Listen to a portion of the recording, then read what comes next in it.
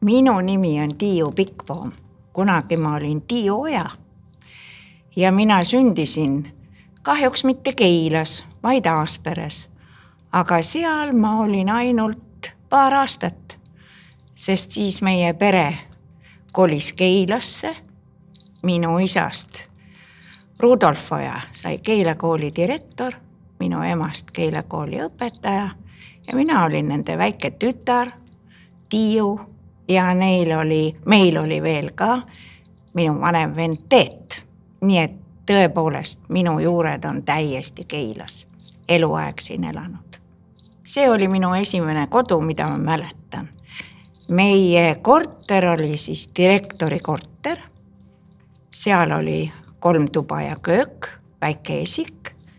Meil oli omaette sissepääs, uhke suur kivist trepp, mille peal oli väga mõnus mängida ja istuda suvel. Ja meie perre kuulus veel minu ema, minu vanaema. Nii et selles korteris elasin ma 8-aastaseni, 9-aastaseni. Ja elu oli ikkagi väga põnev, sest kunagi ma ei olnud ju üksinda. Mul oli palju mänguseltsilisi. Lapsed olid ju kogu aeg koolis ja õues saime koos mängida, vaatamata sellele, et ma olin niisugune pisikene, küll ma ikka kasvasin ja lisaks sellele oli mu parim sõbranna, elas minu all. Tema oli nii-öelda kojamehe tütar ja meie korteri all oli siis nende korter. Nii et lapsepõlv oli väga värvikas. Õpilaste arvu ma tõesti ei tea, aga kuna Keila kool oli ikka ümbruskonna jaoks kool, siis ma tean ja mäletan, et see koolimaja oli ikka väga ülerahvustatud. Nii et kui mina läksin kooli esimesse klassi, see tähendab, et astusin lihtsalt oma korterist üle koridori, et siis meie käisime hommikupoole koolis, peale meid tuli veel üks vahetus ja 3. vahetus oli veel see, kes olid õhtukooli. Need ei olnud enam lapsed, need olid siis juba täiskasvanud. Ja koolimajas üldse liikus väga palju inimesi. Minu meelest oli Keila kool esimene asutus, kes sai endale televiisori. See oli küll niisugune tõeliselt pisikese ekraaniga, nagu nad tookord olid, aga õpetajate toas said siis ka ülejäänud Keila elanikud käia seda televiisoris vaatamas. Alguses oli ta 7-klassiline ja mina lõpetasin ka 7-klassilise kooli ja siis tuli keskkool ja see oli siis 11-klassiline. Minu haridustee jätkus ikka Keila koolis, Keila keskkoolis. Ja kulges, siis sai valmis juba ka see uus maja, mis praegu või natuke aega tagasi oli Vene gümnaasium. Nii et oma 11. klassi lõpetasin ma selles majas ja see maja seal sai ka minu esimeseks töökohaks, kui ma pärast Tallinna Pedagoogilise Instituudi lõpetamist tulin Keilasse juba mitte kui õpilane, vaid kui õpetaja. Siis oli meie karismaatiline klassijuhataja vahepeal, see oli küll põhikooli ajal, Hugo Venda. Tema oli nii nagu püssipauk, nii et tema tunnid olid väga hästi üles ehitatud, bioloogia õpetaja. Seal üks tulevärk käis, aga ta oli range ja ega me tõesti kartsime teda, aga ikkagi oli temaga väga tore olla. Ja hiljem oli minu klassijuhatajaks Silvia Mäe, tõeline inglise leedi. Ma arvan, et tema on üks, kes mõjutas mind minema õppima inglise keelt ja inglise keele õpetajaks. Ja kindlasti tooksin ära veel Aksel Telgma, kelle tänu saatusele ja tänu meie, ma ei tea, mingitele tutvustele, et tema tuli ka meie kooli õpetajaks ja ääretult intelligentne, ääretult tark, ääretult suure südamega inimene. Ja mida ma veel tahan öelda, see küll ei käi õpetajate kohta nüüd, aga meil oli keskkoolis jagatud meie lend siis nagu 2 suunda, tootmisõpetuse suunda. Üks olid siis kangakudujad ja nemad käisid praktikal siin Keila vabrikus, Keila riidevabrikus ja meie klassisuund oli traktorist Lukksepp. Ja meie nii baas oli siis Sauel, Saue mõisas. See oli mingi traktoriremondi ettevõtte seal ja üks päev igal nädalal olime siis seal Sauel. Noh, väga lõbus oli kohtuda kohalike töömeestega, süüa nendega koos seal lõunat.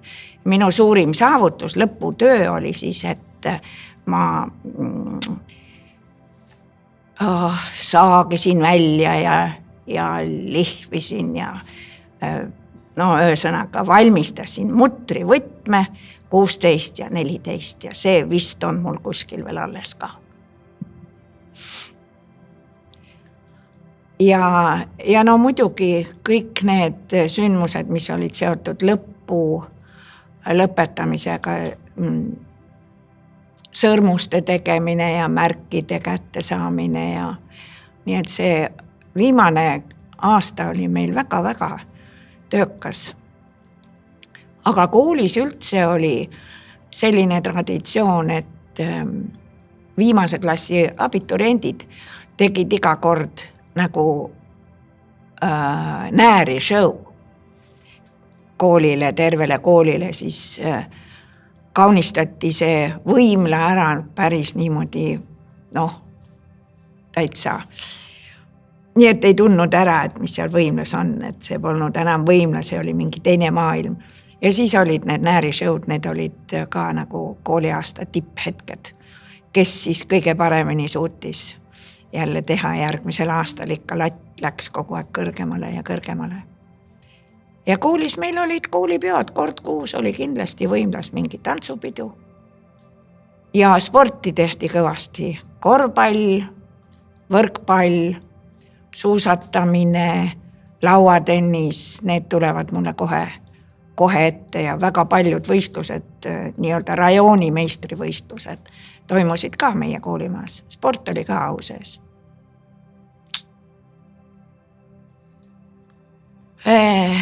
Ütleme niimoodi, et mind suunati.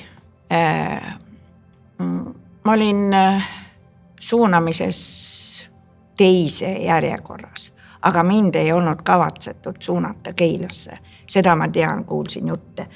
Aga Keila kooli direktor palus nii inglise keele õpetajad kui ka muusikaõpetajad. Ma olen ka muusikakooli haridusega, lastemuusikakooli haridusega klaverilt õppisin. Ja tänu sellele siis suunati mind siia kooli. Mina tulin tööle sellel ajal, kui mina õppisin, ehitati need 2 maja kokku. Ja minu esimene klass, nii aineklassina, oli siis selles vahekorpuses, teisel korrusel kõige viimane klass. Jah, tulingi ainult inglise keele õpetajaks ja 5. klassi klassijuhatajaks. Ma ütleksin, et see ei olnud raske. Kuna mu ema ja isa olid ka õpetajad olnud ja ma olin neid õpetajaid ju oma kodus väga paljusid näinud hoopis teistes situatsioonides, kui nad koolis olid. Ja kui õpetajad käisid kuskil väljasõitudel või matkadel või siis olin mina ka pahatihti ikka kõik kaasas. et nad, ma ei võtnud neid niimoodi nagu nad oleks nüüd õpetajad. Ja ei, mul ei olnud küll sisseelamisega mitte mingeid raskusi. Mõte, miks ma õpetaja ei taha enam olla, oli see, et see poliitiline situatsioon sellel ajal, kus nõuti kõiki neid EKP kongresside materjalide tutvustamist lastele ja ühesõnaga kogu selle nii-öelda jura ajamist lastele, mul lihtsalt hakkas see vastu. Ma mäletan, kuidas ma pidin käima, suured 11. või 12. klassi poisid pidin käima nende kodudes ja emadega rääkima, et kuulge, ei ole ikka ilus, et teie lapsel nii pikad juuksed on. No anna aeg arutada. Ja siis ma leidsin, et ma ei taha enam, et see hakkab mulle vastu. Ja läksin ära raamatukokku kohe, kui tuli lehte kuulutused, raamatukogu otsib lastetöö metoodikut. Ja siis läksingi sinna ja võeti väga 2 käega vastu. Avasüli. No kui hakata ütlema, kes ma kõik olen olnud, siis ma olen olnud huvijuht, ma olen olnud vene keele õpetaja, ma olen olnud inglise keele õpetaja, ma olen olnud õppeala juhataja ja ma olen olnud kooli direktor. Ja inglise keele õpetaja loomulikult, kõige kauem ikkagi. No on ju neid, loomulikult neid, kes on lahkunud. Aga õnneks neid on väga vähe. Ja kui sa nüüd niimoodi küsid, siis milline aeg minu kui õpetajana, mida ma kõige rohkem nagu hindan ja mis ma mõtlen, et see oli ikka üks äge aeg. See oli see aeg, kui oli 90ndate algus, kui meie koolimaja direktoriks sai Sirje Raagmets, väga energiline, tõeline niisugune, tõeline vedur ja Keila sellest koolist sai iseseisev Keila algkool, 6-klassiline algkool.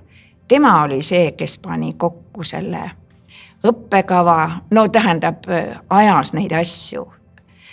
Ja me olime vabariigis ikkagi väga tuntud. Me andsime välja oma üllitisi, tasemetööde kogumikud ja veel seal oli asju, mida hinnati kõikide õpetajate poolt väga. Ja ma tean, et kui kolleegid käisid kusagil esinemas kursustel, pidasid ise oma kogemusloenguid või tulid inimesed meie majja kuulama, vaatama tunde, mida me siin teeme. Et Keila algkooli nimi oli teada üle kogu vabariigi ja meid väga hinnati, küsiti kohe, et sa oled Keila algkoolist, kuule, mida te seal teete? Mismoodi teil see õppetöö seal küll käib? Ja Sirje Raagmetsa kõrval oli ju Kaja Saar, kelle tööpõli meil kahjuks jäi nii lühikeseks. Nii et nemad 2 olid ikka suurepärane tandem.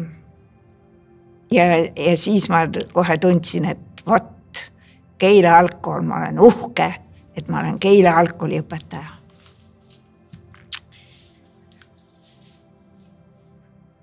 No koolid mängivad ju kohalikes oludes ikka väga suurt rolli. Kool on ju see, mis määrab, millised inimesed tulevad siia, kui kool on ikkagi prestiižne ja teatakse, et see kool on hea kool, kolime sinna, tuleme siia elama. Ja Keilal on ju muidu ka väga hea asukoht. nii et Keilal on absoluutselt kõik võimalik, et olla üks tippudest, kui ma mõtlen nüüd koole. Aga momendil on mingid niisugused olukorrad, kus me päris tipus ei ole. Aga nii ta on. See on nüüd küll selline küsimus, millele mina vastata ei oska.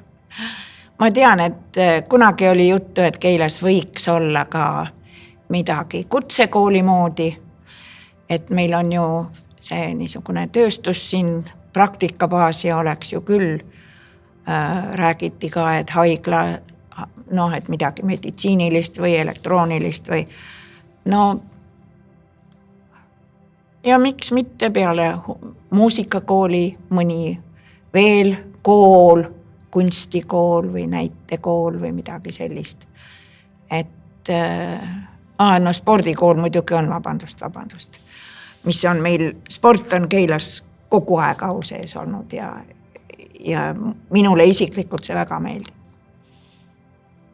Mulle meeldiks, et Keilas ei oleks üks selline kohutavalt suur ja anonüümne kool. Mulle meeldiks, et siin oleks rohkem koole. Et võiks olla üks gümnaasium ja 2 põhikooli, 3-4 lasteaeda, muusikakool, kunstikool, spordiklubid, seal niuksed või spordikoolid. Miks mitte mingi teatrikool. Et oleks seda vaheldust rohkem.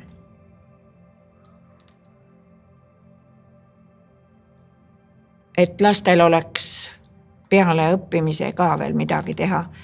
Ja et see õppimine ei oleks ka nii tavapärane. Et võib-olla võiks muuta õppe, keskkond meil on nüüd siin suurepärane ju ja tingimused on väga head, aga neid mingeid kas õppesuundi või õppetöö korraldust kuidagi paindlikumaks, eriti, mis ma mõtlen gümnaasiumi osas. Et algklassid, nendel on ikka lugema ja kirjutama peab ikka ühtemoodi õppima ja arvutama. Ega Keila algkoolil rohkem sümboolikat ei ole kui maskott, kes on meil siis maskott Kuks, kes on sipelgas, sest sipelgad on väga töökad, väga usinad, väga vastupidavad ja sipelgapesi on meil siin maja ümber küll ja küll, nii et sellepärast on see Kuks. Siis on meil lipp. Ja kui me olime Keila algkool, siis me tegime ka medali. Selle eesmärgiga, et kõik, kes on 10 aastat olnud õpetajad meie koolis, saavad sellise mälestusmedali. Ja igal aastal keegi 6. klassi 1 või rohkem õpilastest, kes siis seda väärivad. Ja see 6-klassiline algkool oli sellepärast ka niisugune tore kool, et seal said need 6-ndikud ennast ikkagi tunda kui abituriendid. Nendel oli teatud vastutus. Väikesed vaatasid nendele ikka alt üles otsa. Ja niisugune, see oli nagu normaalne, see niisugune väike ühiskondlik korraldus. Et võib-olla kui oma perekonda veel, tähendab ojade perekonda esile tõsta, et kord oli Keila keskkoolis 4 õpetajat, kes kandsid Oja nime, kehalise kasvatuse õpetaja Teet Oja ja siis inglise keele õpetaja Tiiu Oja, algklasside õpetaja Ene Oja ja muusikaõpetaja Rudolf Oja. Ja ma mäletan, et ükskord ilmus ka Noorte Hääles selline artikkel, et Ojade dünastia on Keila kooli vallutanud. Et selline asi tuleb veel meelde. Koolilaulu sünniloost ema ja isa selle kirjutasid. Aga mind sinna ei haaratud. Ma tean, et salmid olid enne valmis ja isa kirjutas siis selle viisi. Ja ma mäletan, et selle tööga oli päris kiire. Et see pidi ju kooli sünnipäevaks valmis saama, 100. sünnipäevaks. Ja ma tean, et seal õhkkond oli päris ärev. Soovin tarku otsuseid. Soovin sellist arengut, mis peaks eelkõige silmas kogukonna arengut. Seda, mis on kasuks kogukonnale, igale liikmele, kas ta on laps või on ta vanur. Elukestev õpe ei ole ju kuhugi kadunud, üha rohkem teda tuleb. Ja kui on targad otsused ja seal taga, loomulikult ka targad inimesed, aga inimesed, kellel on võimalusi neid otsuseid ellu viia, kellel on oskusi ja soovi ja sihikindlust. Et see oleks ühele ükskõik millisele kogukonnale minu meelest üks tõeline õnnistus.